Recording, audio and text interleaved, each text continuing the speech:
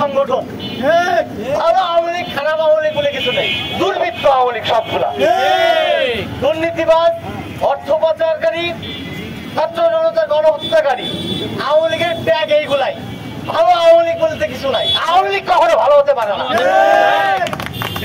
আমরা ভুলে যাইনি আমাদের 2000 শহীদের কথা, আমরা এখনো পর্যন্ত ভুলিনি আমাদের আহত সহযোদ্ধাদের কথা।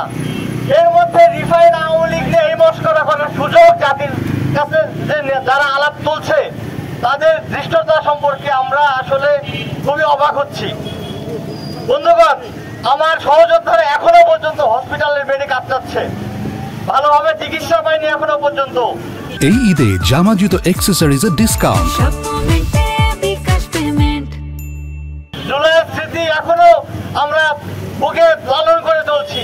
সেই মুহূর্তে এসে এই আওয়ামী লীগকে রিফাইন করার চেষ্টা করা হচ্ছে, ভালো আওয়ামী লীগগুলো নিয়ে এসে রাজনীতিতে ঢোকানোর চেষ্টা করা হচ্ছে। আর আওয়ামী লীগ যদি ভালোই থাকতো তাহলে এই 17 বছরে মানুষের ভোটাধিকার কখনো তারা বঞ্চিত করতে পারতো। আপনারা তখন কিন্তু এই আলাপটা দেননি, যখন রাতের ভোট হয়েছে, যখন কবরের থেকে উঠে এসে ভোট দিয়েছে, তখন কিন্তু আপনারা এই আলাপ তোলেননি। ভালো আওয়ামী লীগ খারাপ আওয়ামী লীগের আলাপ তখন আপনারা তোলেননি।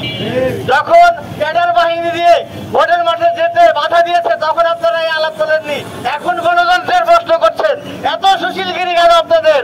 তখন সুশীলগিরি করেছিল এই 17 কোটি মানুষের যখন ভোটাধিকার ছিন্ন করা হয়েছিল, তখন আপনাদের সুশীলগিরি কোথায় ছিল? এই প্রশ্ন আমি রাখতে চাই। এবং একই সাথে সবার আগে বলে দিতে চাই, এই বাংলার মাটিতে সংস্কারও পরে, আগে আওয়ামী লীগের বিচার হবে, সংস্কার হবে, তারপর নির্বাচন হবে। সংস্কারের আলাপ তুলছি ভালো কথা, কিন্তু আওয়ামী লীগের বিচার আগে হতে হবে। আমার এই ছাত্র জনতার গণহত্যাকারীদের বিচার না হওয়া পর্যন্ত আমাদের এই রাজপথে সংগ্রাম চলতেই থাকবে। এবং যারা গণতন্ত্রের কথা বলছেন তাদেরকে প্রশ্ন করতে চাই, 17 বছর যখন গণতন্ত্রের আলাপ আপনারা তোলেননি, এখনো তুলবেন না। ছাত্র জনতার যে গণঅভ্যুত্থান, সেই গণঅভ্যুত্থানের ফলে আমাদের যে জন আকাঙ্ক্ষা ছিল, সেই জন আকাঙ্ক্ষা বাস্তবায়ন করার সুযোগ দিন। আর ইন্টারিম গভর্নমেন্টকে বলতে চাই, এই ছাত্র জনতার রক্তের উপর দাঁড়িয়ে আপনার এই ইন্টারিম গভর্নমেন্ট, আপনার এই সরকার প্রতিষ্ঠিত হয়েছে। তাই এই ছাত্র জনতার রক্তের উপর বেইমানি করার সাহস আপনারা দেখাবেন না, তাহলে বাংলার মাটিতে আরেকটি জুলাই রচিত হবে। এই আশাবাদ, এই বলে আমি আমার বক্তব্য শেষ করছি। এবং একই সাথে আমার সহযোদ্ধাদেরকে এই বৈরী আবহাওয়ার মধ্যেও এখানে হাজির হওয়ার জন্য ধন্যবাদ জানাচ্ছি। ধন্যবাদ সকলকে। বৈরী আবহাওয়ায় বৃষ্টির মধ্যে দাঁড়িয়ে আমরা কোন দাবিতে এখানে সমবেত হয়েছি? বন্ধুগণ, আপনারা কিছুদিন আগেই দেখেছেন, এখনো 6 থেকে 7 মাস আগে সর্বোচ্চ খুব বেশি হয় নাই, এখনো আমার সেই আহত যোদ্ধা হাসপাতালের বেড়ে কাতরায়। আমরা এখনো ভুলে যাইনি সেই জুলাই। এই জুলাই একজন পুলিশ অফিসার বলেছিল, স্যার একটি মরে একটি বাড়ি একটি যায়, বাকিটি থেকে যায়। আজকেও আমরা সেটা প্রমাণ করার জন্য এই বৃষ্টিতে এই বৈরী আবহাওয়ায় এখানে এসে দাঁড়িয়েছি। আমরা জীবন দেব, আমরা এই রাজপথে আমাদের তাজা রক্ত ঢেলে দিয়ে, আমরা নিজেদের জান, আমাদের নিজের জানকে কুরবান দিয়ে এই আওয়ামী লীগকে নিষিদ্ধ করার দাবিতে আমরা আমাদের সমস্ত সর্বশক্তি নিয়ে এখানে দাঁড়িয়েছি এবং আগামী দিনেও দাঁড়াবো।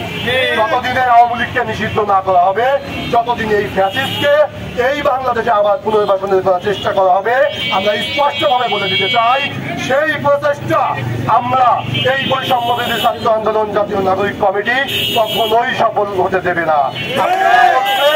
আপনারা বলেছেন রিফাইন্ড আওয়ামী লীগ, আরে কিসের রিফাইন্ড আওয়ামী লীগ? বিগত 17 বছর ধরে যখন আয়না ঘরে নির্মম নির্যাতন করা হয়েছে, একটা সামান্যতম দ্বিমত করার কারণে আয়না ঘরে নিয়ে পিটিয়ে মারা হয়েছে, তার লাশটা পর্যন্ত তার পরিবারের কাছে দেওয়া হয়নি। আওয়ামী লীগের সেই ক্লিন ইমেজ কোথায় ছিল এতদিন? এই 17 বছর সেই ক্লিন ইমেজ কোথায় ছিল? আজকে কেন ক্লিন ইমেজের মানে গল্প বলা হচ্ছে আমাদের? বিগত 17 বছরে যখন আমার ভাইদেরকে রাস্তার পরে মারা হয়েছে, গুম করা হয়েছে, খুন করা হয়েছে, নির্যাতন করা হয়েছে, আমার বোনদেরকে কিভাবে রক্তাক্ত করা হয়েছে, জঙ্গি বলা হয়েছে, জঙ্গি নাটক করা হয়েছে, তখন তো এই রিফাইন্ড আওয়ামী লীগ আসেনি আগায়ে যে না, আমরা আমাদের বিবেক, আমরা সচেতন নাগরিক, আমরা এই ফ্যাসিস্টের সাথে এক না, আমরা আপনাদের এই যৌক্তিক দাবির পক্ষে একমত। কেউ বলে নাই বিগত 17 বছর, যখন কেউ বলে নাই আমার হাজার হাজার শহীদি ভাই এবং আমার কয়েক হাজার আহত সহযোদ্ধার রক্তের সাথে বেইমানি করে আমরা এই রিফাইন বা কোনো বুকাস গল্প আমরা শুনতে এখানে আসি নাই। আমাদের দাবি একটাই, এই আওয়ামী লীগকে নিষিদ্ধ করতে হবে। প্রধান উপদেষ্টাকে একটা কথা স্পষ্ট করে বলতে চাই, আপনি এই ছাত্রদের রক্তের উপরে দাঁড়িয়ে আজকে প্রধান উপদেষ্টা হয়েছেন। আপনি এই আওয়ামী লীগের ব্যাপারে কথা বলার আগে অন্তত এই রক্তের ছবিগুলো আগে দেখে নেবেন, এই ভিডিওগুলো আগে দেখে নেবেন।